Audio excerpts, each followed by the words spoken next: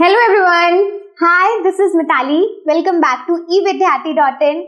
Now finally we have reached to the last of this chapter. अब जितने भी अभी तक हमने कॉम्प्लेक्स टॉपिक्स समझे थे, now they are the end. और अब हम बहुत ही सिंपल क्राइटेरिया, सिंपल टॉपिक्स के साथ मूव करने वाले हैं. ठीक है.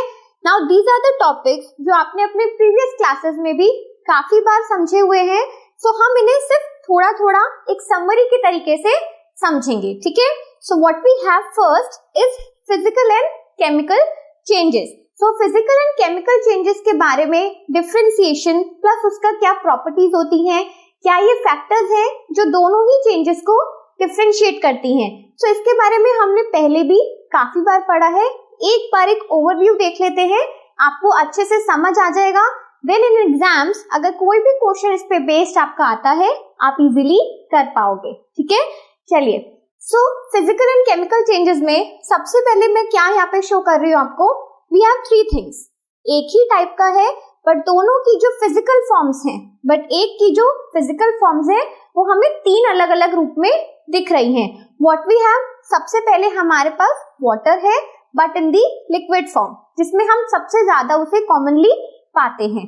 Then we have the same thing but अब वो क्या हो चुका है, सॉलिड फॉर्म में है, एज इन आइस. ठीक है. चलिए, उसके बाद यही सेम चीज अगर हम क्लाउड्स में, स्टीम में या वेपर्स के रूप में देखते हैं तो व्हाट यू विल से कि वाटर क्या है, अब अपनी गैसियस स्टेट में है. ठीक है. सो हम इससे क्या कंक्लूड कर सकते हैं, water, ice and water vapour all look different and display different physical properties but they are chemically same. So इससे हम ये conclude कर पाए हैं कि हमें तीनों ही different जरूर दिख रहे हैं. They have the different physical properties also, क्योंकि physical properties हमेशा किसी भी object के appearance में, साइज में, शेप में बात करती है. ठीक है. बट अगर देखा जाए तो तीनों का ही जो फॉर्मूला है, जो केमिकल फॉर्मूला है, that will remain the same. कैसे? क्योंकि ये वाटर है अपने लिक्विड फॉर्म में, H2O, कोई और इसका फॉर्मूला तो नहीं है. सिमिलरली अगर मैं यहाँ पर आइस में उसको रीड कर रही हूँ तब भी मैं इसे H2O के नाम से ही जानूंगी. अगर मैं इसे क्लाउड या मैं वाटर वेपर या स्टीम के रूप में इसे रीड कर रही हूँ तब भी इसका chemical formula will remain the same as H2O. किसी जगह पे हम उसे गैस लिख सकते हैं, किसी जगह पे we can write it as solid और किसी जगह पे हम उसे लिक्विड लिख सकते हैं. सो ये क्या हुए, कभी भी किसी की अपीयरेंस में, शेप में, दिखने में, डिस्प्ले में अगर चेंज आता है, दैट मीन्स, और आपको एक और चीज यहाँ पर दिख रहा है कि तीनों का जो अरेंजमेंट है मॉलिक्यूल्स का वो डिफरेंट है. अभी हमने बिल्कुल अपने बेसिक में क्या पढ़ा है मैटर के बारे में कि कोई भी चीज अगर लिक्विड में है तो उसके मॉलिक्यूल्स थोड़ा दूर दूर रहते हैं. ठीक है.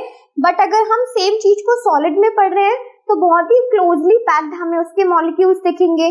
ठीक है. सिमिलरली अगर मैं यहाँ पर गैस की बात कर रही हूँ, so what will going to do here कि अगर बहुत ही डिस्पर्स टाइप के इसके मॉलिक्यूल्स रहते हैं काफी दूर दूर, सो आपने क्या देखा कि there is a rearrangement of molecules in all the three forms of the same chemical formula element. यानी कि हमारा ये जो कंपाउंड है, एलिमेंट नहीं, अभी उसका डिफरेंस भी हम थोड़ी देर में जान लेंगे. तो यहाँ पर जो हमारा कंपाउंड है, इसकी हमें डिफरेंट फॉर्म्स की वजह से इसके मॉलिक्यूल्स का डिफरेंट फॉर्मेशन भी देखने को मिल रहा है. ठीक है. सो चलिए मूव करते हैं आगे. नाउ अगर मैं यहाँ पर आपको इसका एग्जांपल दूं कि one side we have the water and the other side we have the cooking oil. So दोनों हमें दिखने में सेम लग रहे हैं but they are not same chemically. ठीक है. So both water and cooking oil are liquid but the chemical properties are completely different. So दोनों की जो हमें फिजिकल प्रॉपर्टीज हैं, बेसिकली अगर मैं उसके अपीयरेंस की बात करूं, दिखने की बात करूं, तो वो हमें सेम ही दिख रहे हैं. थोड़ा सा इतना हो सकता है कि एक थोड़ा सा लाइट होता है, हल्का होता है, पतला भी हम बोल सकते हैं. But on the other side cooking oil थोड़ा गाढ़ा होता है. वाई? बिकॉज वो डेंस है, ऑयल है तो उसकी प्रॉपर्टीज अलग होने वाली हैं. बट अगर हम इसको अपना केमिकल प्रॉपर्टीज देखें तो दोनों की जो केमिकल प्रॉपर्टीज हैं वो अलग होती हैं. चलिए, So on this basis, what we can do, we can completely differentiate between physical and chemical properties. तो अब हमने क्या देखा है इसमें? Physical and chemical changes. Molecules get rearranged with the shape in the appearance, shape, smell, etc. So in a physical change, हमारे जितने भी molecules रहते हैं ऑब्जेक्ट के, कोई भी कंपोनेंट अगर हमारे पास है तो उसके molecules क्या करते हैं? अपने आप को rearrange करते हैं, getting different appearances, shape, smell, sizes, etc. Then on the other side, अगर हम chemical change की बात करें, so what we will get, substance composition get changed by undergoing reaction with another element. तो यहाँ पर क्या होता है? reactions होते हैं. Basically दो components आपस में react करते हैं, forming a third component, या फिर किसी भी टाइप का एक वो reaction हो सकता है. That means उनके composition में कहीं ना कहीं पे change आता है. चलिए, So it affects only physical properties. Physical change है तो सिर्फ physical properties को ही affect करेगा.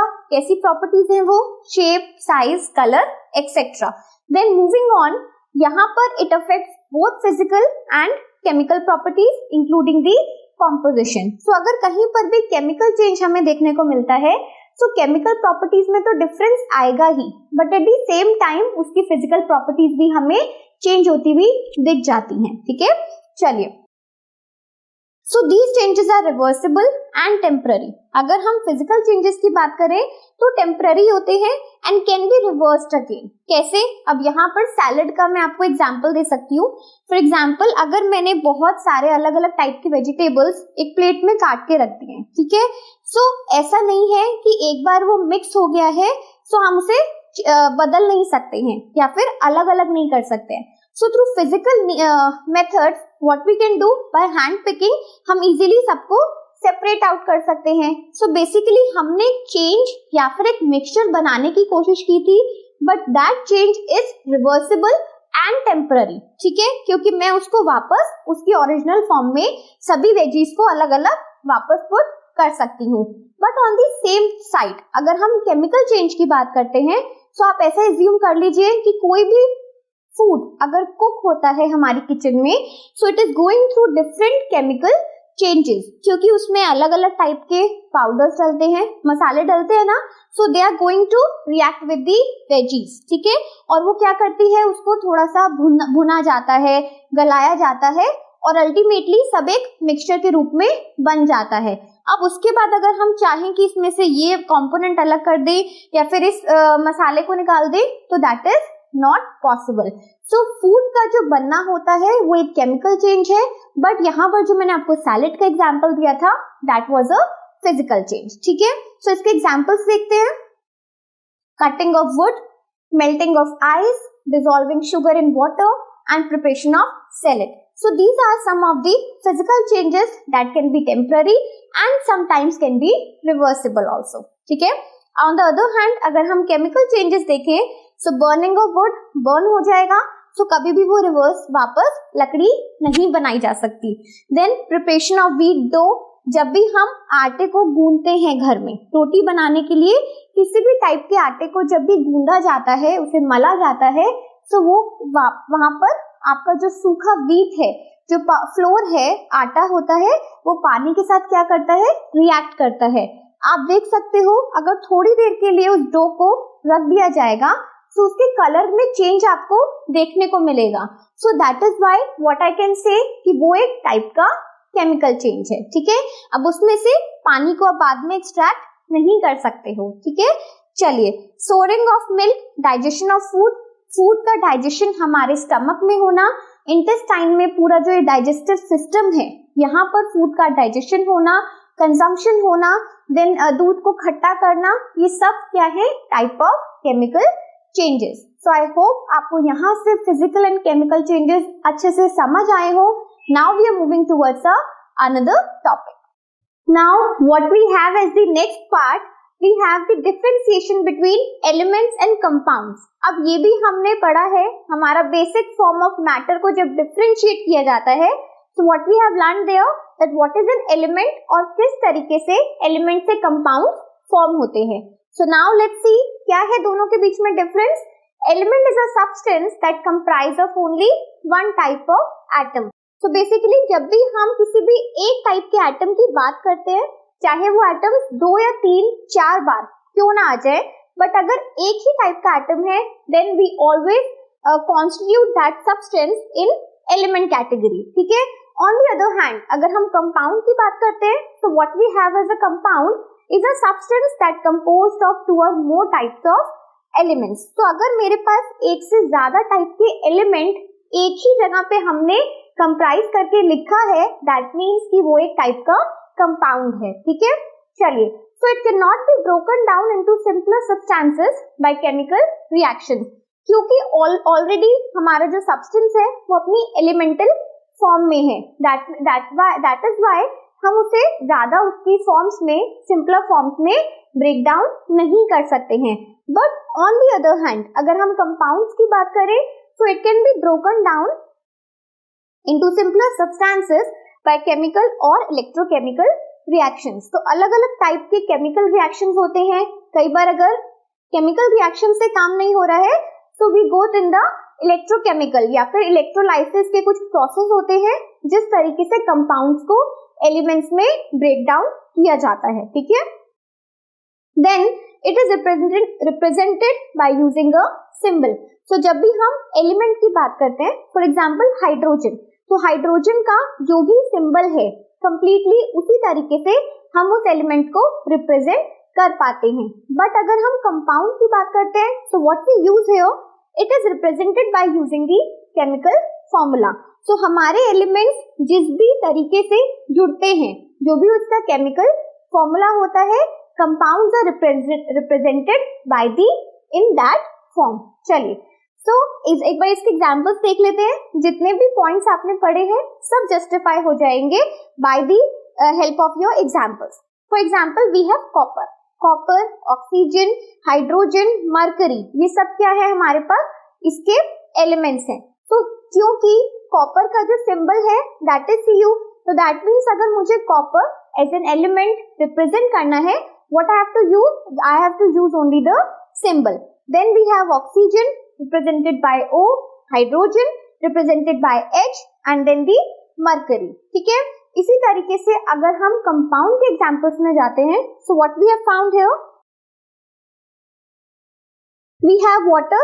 अब ये कैसे बना है, एक हाइड्रोजन, यहाँ पे बेसिकली 2 हाइड्रोजन के एटम्स हमने लिए और एक ऑक्सीजन लिया, तो we get the compound as water। क्या बना ये, H2O। तो क्योंकि ये उसका फॉर्मूला है, दैट इज व्हाई हमने बोला कि इस कंपाउंड को इसी केमिकल फॉर्मूला के साथ रिप्रेजेंट किया जाएगा। Similarly we have methane as CH4, sugar C12, H22, O11। तो यहाँ पर आप इसका फॉर्मूला याद कर सकते हो। वैसे कोई बहुत ज्यादा नेसेसिटी नहीं है कि एग्जाम में पूछा जाएगा, it is just a type of an example. Similarly we have the salt, यहाँ पर मैंने कॉमन सॉल्ट का एक ऑप्शन लिया है, एग्जाम्पल लिया है।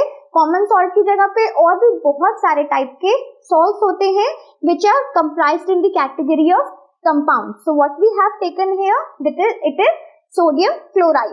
तो इस तरीके के आप भी बहुत सारे टाइप के एलिमेंट्स, कंपाउंड्स को डिफरेंशिएट कर सकते हो। आपको इससे ज्यादा डिफरेंस भी मिल जाएंगे, plus you have the multiple examples also, ठीक है। सो आप मेरे साथ do share those examples with me also.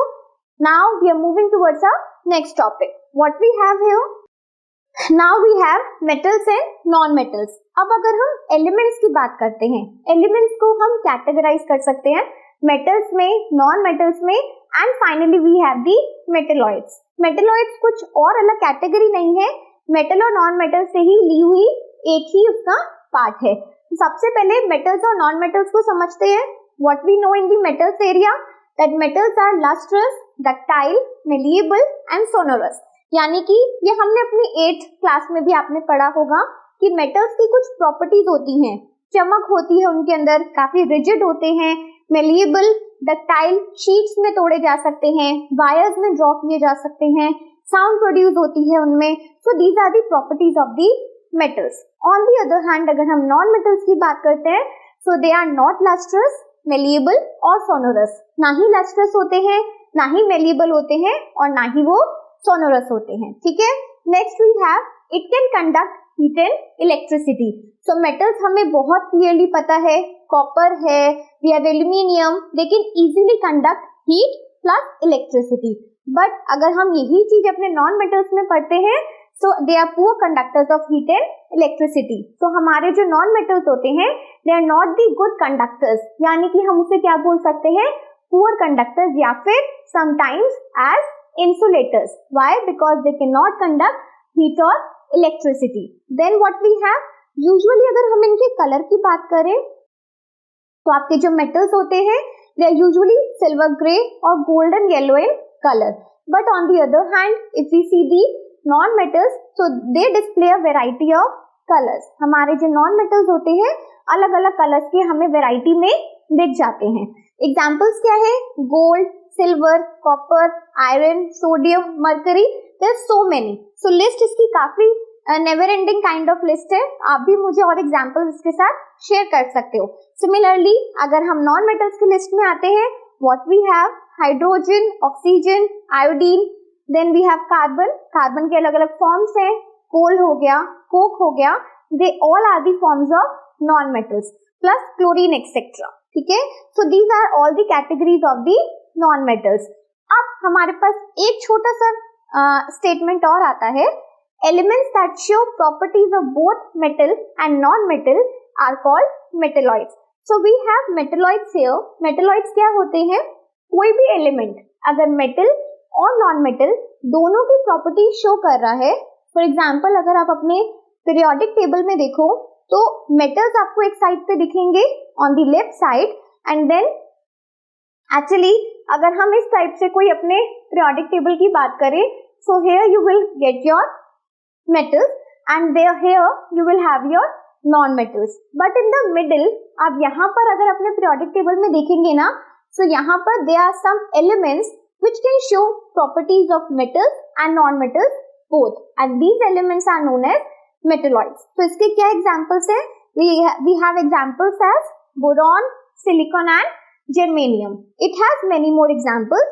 आप मेरे से शेयर कर सकते हो या फिर आप इसे पीरियोडिक टेबल में पढ़ोगे तो आपको इजीली और मेटलॉइड्स भी मिल जाएंगे। ठीक है, तो चलिए ये हो गई हमारी मेटल्स एंड नॉन मेटल्स की बात। Now you can note these things, आप इसे नोट भी कर सकते हो, नहीं तो अगर आपको कन्वीनियंट है you can take the pictures also and then easily उसको नोट डाउन करके पढ़ सकते हो।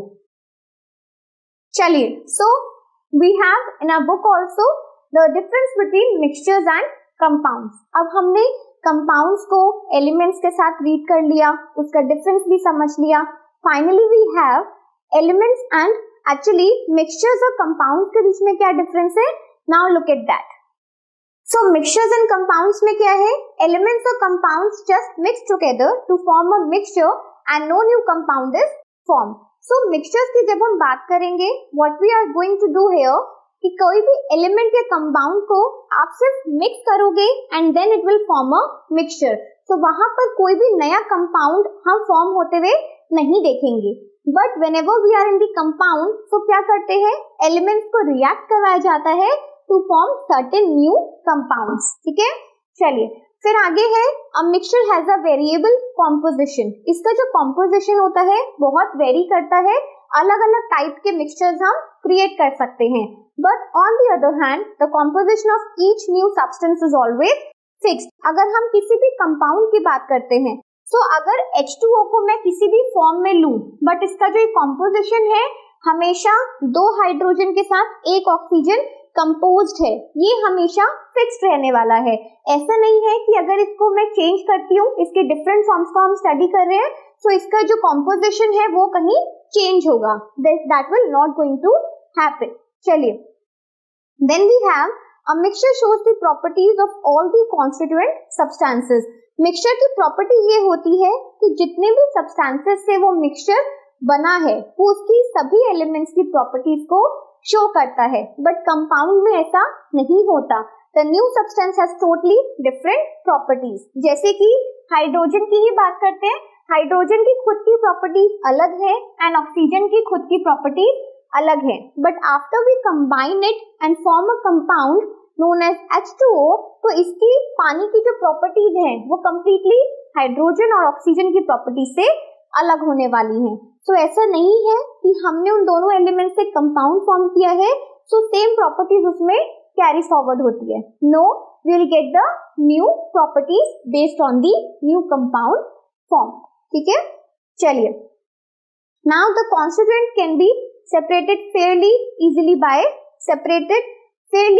by physical methods। so जितने भी इसके constituents हैं, यहाँ भी हमने पढ़ा है अपने चैप्टर में कि किस तरीके से मिक्सचर्स को सेपरेट किया जाता है by a very special physical techniques, but here the constituent can be separated only by the chemical or the electrochemical reactions। तो जब भी हम compounds में होते हैं and we need to separate the constituent elements of the compound, उनको हमें क्या करना पड़ता है, केमिकली रिएक्ट करवाते हैं, नहीं तो इलेक्ट्रोकेमिकल रिएक्शन से उनको गो थ्रू करते हैं। ठीक है, and after that only we will get the constituent elements. ठीक है, तो चलिए, ये डिफरेंस था आपका एलिमेंट्स एंड कंपाउंड्स के बीच में।